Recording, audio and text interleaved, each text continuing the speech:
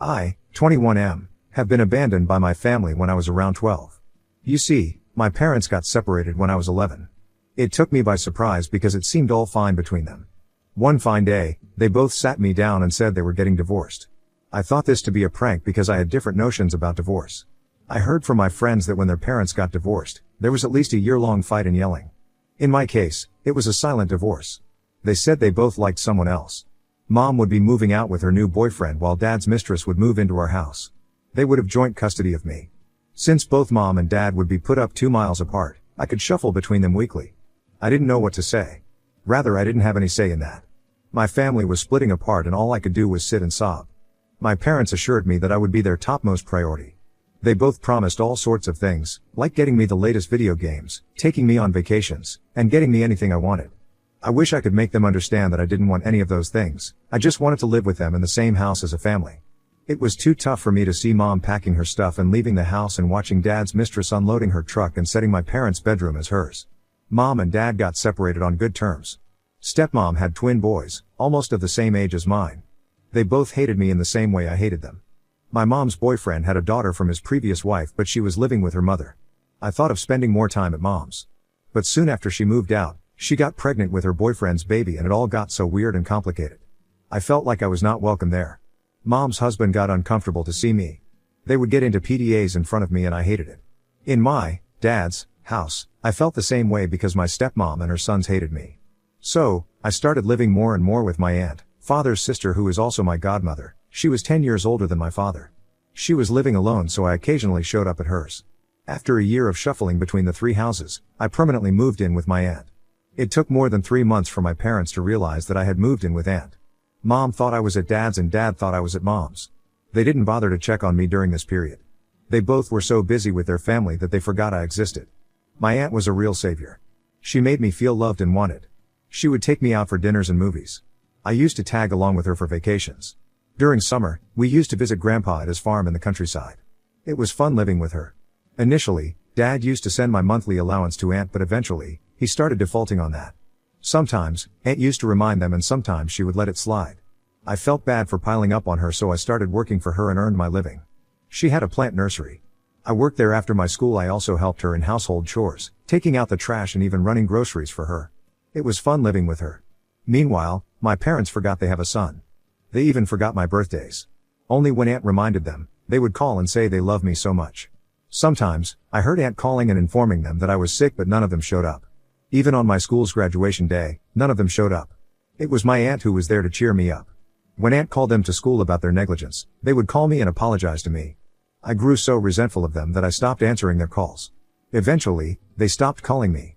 They would now lay the blame on me that I had grown rude and was not answering their calls.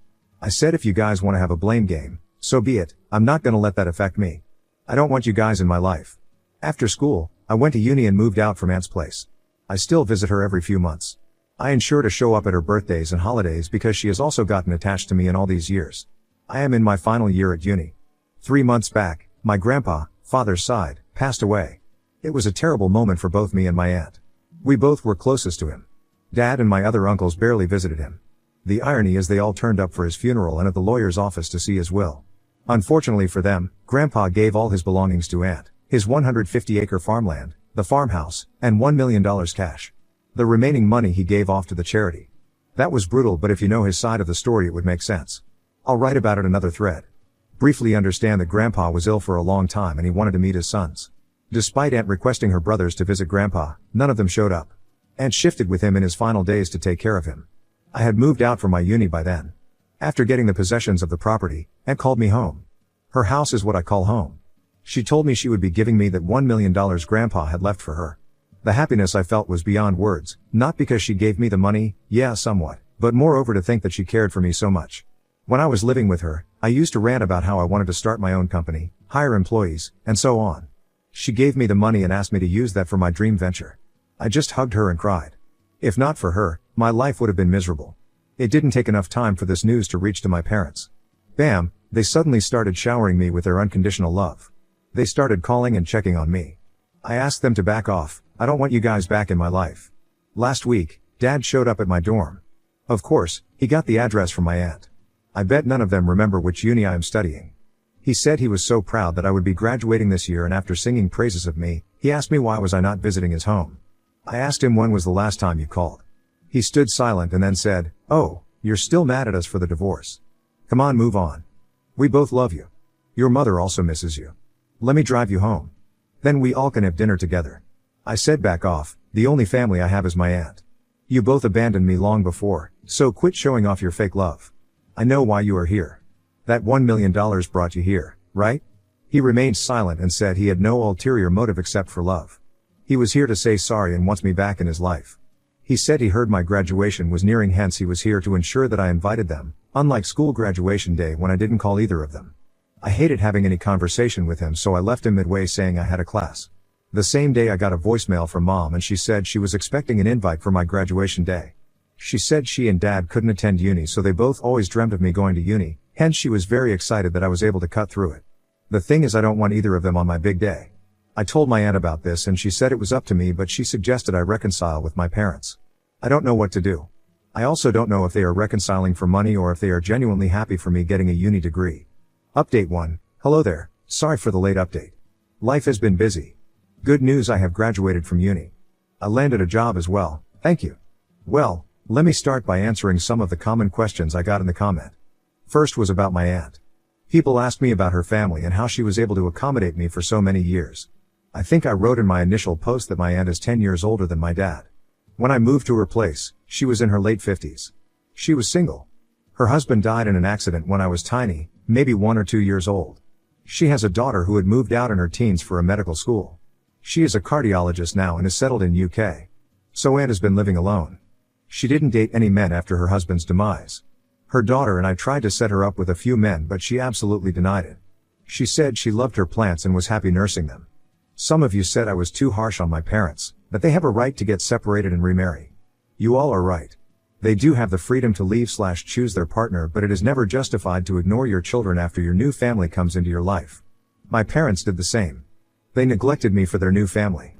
Initially, they said, I would stay 1 week at Dad's and 1 week at Mom's. Though we were following this schedule, sometimes they would be like, "Uck, it's my time again to have you." Then they would always plan without me. Their dinner plan would always be after I left. They would even talk like this in front of me, "Oh, this week he is here, let's go out next week." How would you feel when your parents behave like this? I think I have spoken about Mom that within a few months of her moving in with her boyfriend, she got pregnant. They indulged in PDAs in front of me, which was unbearable. They once took me on a 2-day trip with them. They made me sit inside the room for the whole 2 days while they went outside sunbathing. When they were in the room, they would ask me to sit on the balcony outside. Though I was a kid, I knew exactly what was going on inside. I mean, I was 11. Besides, I could hear them doing. Gross, I know. And that man is not even your father. So, how do you expect me to stick around them? I stopped going to Mom's after that. Dad was still better than Mom. Sometimes, he tried to include me in the plans, but his stepsons would throw tantrums at him. Then he would say, "Okay, skip this one. Maybe next week, father and son could go fishing." That next week would never come because next week I would be at Mom's. Soon I realized that my parents had some sort of agreement that whenever they had to get rid of me, they would say, "Let's do it next week," and then next week I would be the other one's responsibility. Once he was able to tag me along in their family vacation, and it was so horrible. First day, we all went out. His wife and her sons kept him busy and I felt so much neglected.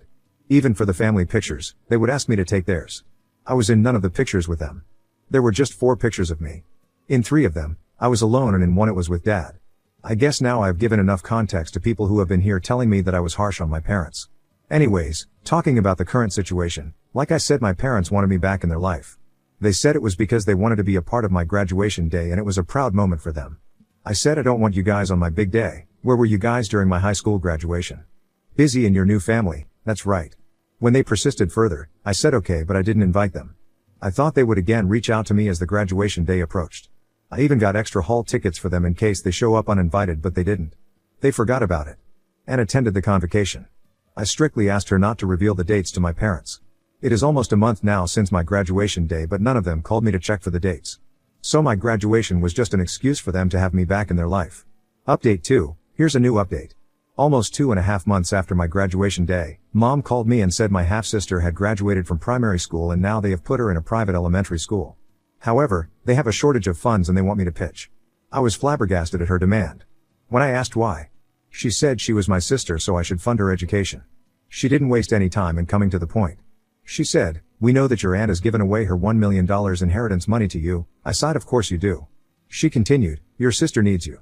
This is your time to step up as a big brother." I stopped her right there. "Hello, delusional you. I have never seen that sister you are talking about. Where were you when I needed my mom, when I was sick and cold? You were nowhere." She started sobbing and said, "What can I say if you are still stuck to the past? I thought you have a huge sum of money. What are you going to do with it? So what's better than your sister getting educated in a private school?" I wanted to say a lot but I didn't. I said I have plans for that money and I cannot spare a penny to anyone else. She hung up the phone after that. She didn't even ask me about the graduation day. I was right. Their rekindled love was only for money. I was still processing it when one day I got a call from a bank. They wanted me to pay for my dad's defaulted mortgage. I asked from where did they get my number. They said Dad gave it to them. Dad had taken a personal loan and he didn't pay the mortgage for a few months. When they came hunting for him, he requested them to contact me because he had run out of money. To be honest, I panicked initially because I had no idea of how this process works. I got shit scared thinking maybe I was legally obligated to pay his debt since I was his son. Thankfully I didn't succumb to the pressure and told them I needed to check with my dad first. Instead of talking to him first, I called up my lawyer friend. He wasn't a lawyer though, he was still in his final year of law school but he knew the felonies quite well. He said no, I was not legally bound. I asked him then how come the bank called me for the money. He said the recovery agent has the leverage to recover the amount from anyone who wants to pay on the loaner's behalf but I can refuse at any time. I didn't call Dad after that. I knew he would plead with me to pay for his mortgage. Knowing it was not on me, I waited for the bank to call me again. They called after a week and asked when I would be giving them the money. Recovery agent has certain assertive tones to scare off people. I was intimidated by it the first time but this time I charged at them. I said, "Who gave you the right to talk to me like this? Did I default on the mortgage? No, right? Then you better watch your tone. And I am not gonna pay a penny. You can contact the person who defaulted and not me." They said sorry and hung up. I didn't need to school them, yet I deliberately did so that they could unleash their anger on the original defaulter, my dad. Couple of hours later, I got a call from Dad's wife. Sorry I can't call her mom or even stepmom. She was yelling at me. She was asking what did I tell the recovery officers that they got so pissed off. They took Dad by his collar and asked him to pay the mortgage, or else they would break his bones. I remained quiet and said, "I just told them to chase the original loaner and not me." She screamed at me, "Don't you have any heart for your dad? He is struggling to pay the mortgage and you are looking other way despite having so much money with you." I said, "Yeah, I don't have any heart for him because he didn't have his for me. He has his heart for you and your boys. So why don't you guys chip in? I'm sure he would have taken that money for you people." She hung up after that. That same night Dad called me. He was drunk. Not angry. He was sobbing. He said he was sorry for his mistakes, that he didn't treat me right in front of his stepsons. He said several other things which basically implied how sorry he was and he has realized his mistakes and wants to make things right. I said I don't want to talk about my past and I definitely don't want to have them back in my life. He said he was remorseful and pleaded that I forgive him. I said sorry and remorse doesn't matter to me anymore. I have learned to live without them and I would like to have it that way. I don't know if I did the right thing by denying him the money. I do feel bad that he was chased by the bank officials. I even think if all this is staged just to emotionally blackmail me for money, because if he asked me directly, I would have refused it outrightly like I did to Mom. What do you guys think? Update 3. Thanks for the valuable comment. Some of you were right in saying that it wouldn't have hurt me to cover for his couple of months of mortgage. Even I thought so, but you know what, they don't deserve it. Neither of them. After writing the last update, I felt so remorseful that I was about to call Dad and ask how much money he needed. But before that, I got a mail from Mom inviting me for dinner. It was written that sorry we couldn't make it to your graduation day, so want to do this for you. Just three of us. Me, Dad and you. Like old times. I was not so keen on reminiscing about the old family time. I accepted the invite though. I wanted to end this saga. I showed up. They were saying the same thing that Dad was saying the other day. Sorry, apologies, remorse, forgiveness, and getting back together as a family. I just played along, nodded, and smiled. I wanted to see where it goes. Out of nowhere, Mom goes, "Baby, we were wondering what plans you have for the money?" I looked at her and she said, "No, I mean, Dad and I could suggest you some good investment advice. You are pretty young to take this decision of your own." I casually said, "Yeah. And is helping me with that, so I'm good, thanks." Silence prevailed for the next few minutes. She makes a comeback and says, "You know Dad has been in trouble because he defaulted on the mortgage." I said, "I know, but Dad, why did you take that personal loan? For business?" He lowered his head and said, "For his son's college." Before I could react to that, Mom said, "Doesn't matter. Whatever could be the purpose, the question is Dad's in trouble and we have to help him." I was thinking, why don't you clear off his mortgage and his stepson would pay you back once they get the job? And the remaining money, you can give it to me. You remember I said, your half-sister needs to be put in a private school. She'll pay you back once she gets older and earns. I replied, how about we silently eat our dinner and call it a day? She lost her mind at my sarcastic reply and yelled that I was still that attention-seeking brat who only cared about himself. I said, yeah, that is what I am. I could have lectured them about their behavior, but who want to waste time on them? I mean, they know I have an education loan to pay off, but still, they want me to give my money for my stepbrother's loan and my half-sister's private education and work hard to pay off my own loan. Wow. I said, I am done with you guys. I was right, you guys came back in my life only for money. And you know what? Suck it up, you don't get a penny. I left the table, leaving my share of the dinner bill on the table. Now on to the next story. Story 2. Wife blindsided me with divorce after 10 years and multiple affairs. Now she wants me back, but I've already moved on with someone new.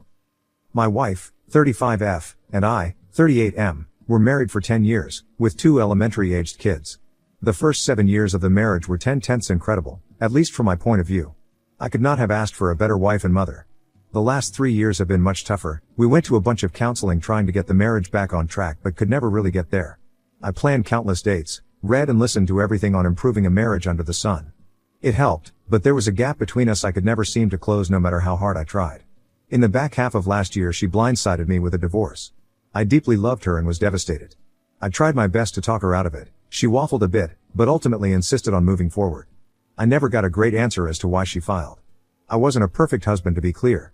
I had my faults, I could have done better, but I never cheated, was never abusive, and was a great provider. Certainly these last few years I was 100% in on trying to save the marriage. In any case, a little more than a month after she filed she was already seeing a guy. A month after that she had introduced our kids to him. Then later, during the discovery phase of the divorce process, she confessed to having multiple affairs starting at about the 7-year mark. One of them lasted at least a year, though she claimed it amounted to only a handful of actual encounters. I had no clue she was even capable of this. The amount of lying she did to keep all this hidden is truly incredible. The day I found out was the worst day of my life, but at least I finally understood why we had such difficulty connecting those last few years. It wasn't for lack of trying on my part. Fast forward 6 months and nearly $100,000 in lawyer bills later and she decides she wants to try and reconcile. Mind you, she's still dating the same guy, but she tells me she'll dump him to work on things with me. So what caused her change of heart? I think it might be because she found out I had started dating someone, who's awesome by the way, or possibly because she realized how much her financial life was going to change with my high income exiting the picture. For her part, she claims it was because she saw how great of a dad I was being when I had our kids. I sat down with her and heard her out on everything. I felt this was the least I owed her after a decade of marriage. She took responsibility for her mistakes and gave a heartfelt apology, although she was sure to partially blame my behaviors for driving her to it. No matter how thin you slice it, there are 2 sides to every story. I get that, but I utterly rejected that nonsense of blaming me for her cheating. All that said, I do believe she is truly sorry. Ultimately though, I told her no, and pressed forward with the divorce, which was final as of a few weeks ago. For her part, she's been relentless trying to get me to give her another chance. Texting almost daily. It's worn heavy on me to see someone I cared so much about filled with so much regret and hurting so badly. I've held firm though, there's just too much damage. I don't think I could ever trust her again. Plus I have this great new gal who's beautiful inside and out and who's been so incredibly supportive and patient.